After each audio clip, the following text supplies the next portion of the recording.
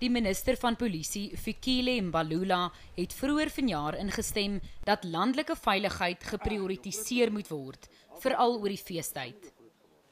Die ingryping behels onder meer dat kantoorgebonde polisiebeamptes ook ontplooi word om te reageer op voorvalle op plase.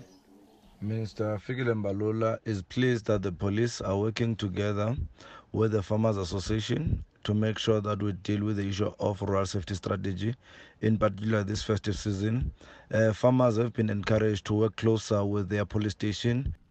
Die burgerregteorganisasie AfriForum sê Mbalula doen meer as sy voorgangers om die situasie te probeer verbeter. So Mbalula is die enigste wat tot dusver na vore gekom het en gesê het hier is 'n probleem. Ons moet kyk wat hy gaan doen daaromtrent. Tot dusver het ons nog nie fisies aksie op die grond gesien nie. En ons moet nou seker kans gee om te sien wat die resultaat van moontlike aksie kan wees. Daar is vanjaar reeds meer as 390 aanvalle en 80 moorde op plase aangemeld.